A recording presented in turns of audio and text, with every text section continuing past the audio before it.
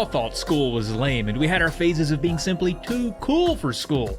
But in today's game, you're a student at Cool School High. That's right, a school so pathetically lame that it's called Cool School High.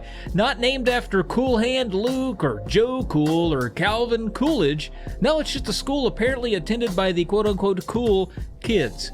More on the plot later, but if this premise already sounds super lame to you, and you have kept up with NESfriend videos recently, you might recognize this as the telltale mark of the one and only Gary Kitchen. That's right, by happenstance, once again I have chosen a game that our guy Gary Kitchen helped design.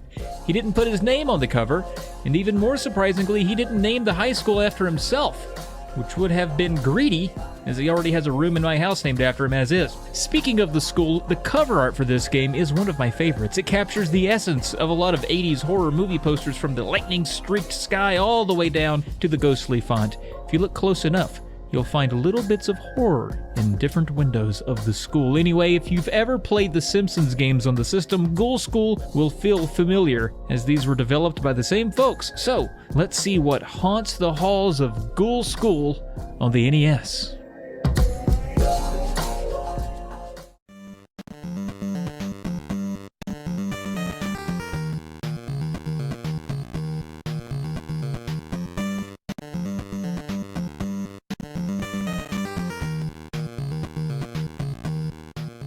Why are you roaming around a high school at night murdering demons? Well, you are Spike O'Hara, and this is your senior year.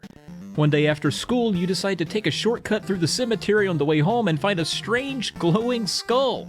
You do what anyone else in this situation would do. You put it in your backpack and take it home so you can show your anatomy teacher in the morning, which just so happens to be Halloween Eve. Your teacher, serendipitously named Dr. Femur, wants to keep the skull to study, but notices each day that the skull grows bigger and bigger until finally it turns all the teachers and the football team into demons. Plus, it kidnaps Samantha Pom-Pom, the head cheerleader. You're wondering if the head cheerleader cheers for heads to get bigger, and that's why the skull grew? Oh, you weren't wondering that, and that joke isn't funny. Got it. Anyway, Spike needs to defeat the demons and ghouls while exploring more than 200 rooms in this enormous high school to rescue Samantha. So with that knowledge in hand, and from what you've watched so far, you can tell this one isn't all that exciting. For starters, the combat is stiff and not very fun. You start with a bat for a weapon, and it has a very short range. Mix that with the imprecise character movements, and you'll wind up bumping into enemies you're attempting to attack. There are only a handful of different enemy types apart from bosses anyway. There are eyeballs that jump up and down, or shift left to right. There are zombies that wander around, and demons that throw their body parts at you. Without a ranged weapon at the start, the game is tough and tedious. You do find a wet towel in the locker room you could use as a weapon, which is admittedly pretty funny, and you do get ranged weapons later. You can enter each classroom you see, and the reward you find for exploring them is often more life, which comes in the form of apples. Sometimes they're on the floor, sometimes you have to bash a TV open with a baseball bat for an apple to drop. In most cases, classrooms can be skipped unless you are looking for more life. Most games of the era, and cartoons and everything else, really pushed junk food as the source of life for kids and teens. Interestingly though, Ghoul School leaves apples around for health, which is kind of refreshing until you realize you are stealing apples from all the teachers that were turned into demons and that you're now killing. Heavy stuff. Enemies can also be inanimate objects like, oh no, shower water, or worse, bouncing basketballs. And the knockback from taking a hit is annoying as ever here, oftentimes launching you off screen and resetting your enemy's health when you come back. On top of that, taking damage is not predictable or balanced, really. Some enemies can kill you with one hit, some can bump you and you won't notice any damage. There's a dead body under a bench that if you just touch it, you die immediately. What's that about? Compare that to the difficulty of some bosses, and it's unpredictable. As you go, you will find new weapons like water pistols, laser guns, or sandwiches. That's right, there's one enemy that requires sandwiches to be killed, and the game tells you this by showing you a picture in the background of the enemy holding a sandwich, which would logically imply they love sandwiches, but is really the game's way of telling you to murder the green ones with a sandwich. Alright.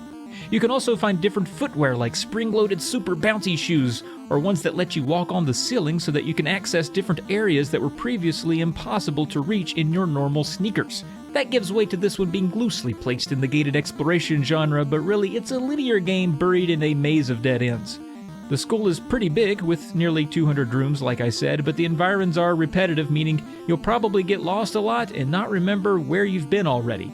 Without a map, that's where most of your time playing the game will come from. It's a good idea to chart your whereabouts as you go, as the rooms are numbered as shown at the top of the screen. This should streamline your subsequent attempts anyway. You get 5 lives and no continues. The game's difficulty stems from its controls and hit detection, which make it a frustrating form of difficulty, but it's certainly not impossible. Once you understand the basic enemy patterns and learn where the weapons and shoes are for getting through the game, you'll make more and more progress each playthrough, which is why mapping the game as you go is integral. The music for this one is decently fitting for the game. I like the main track quite a bit, although a few others are horror-inspired racket tracks that won't appeal to your ears in soundtrack form, but do fit the game itself well enough.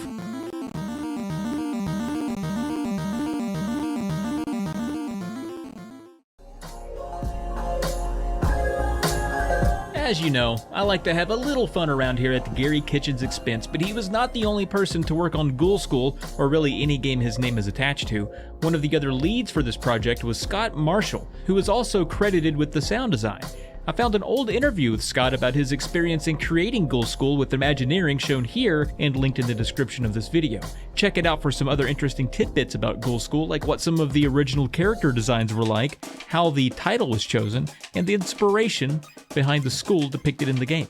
There were no follow-ups to Ghoul School, and it isn't exclusive to the NES, so that's going to do it for today's video. As always, leave glowing skulls where you find them, and thanks for watching.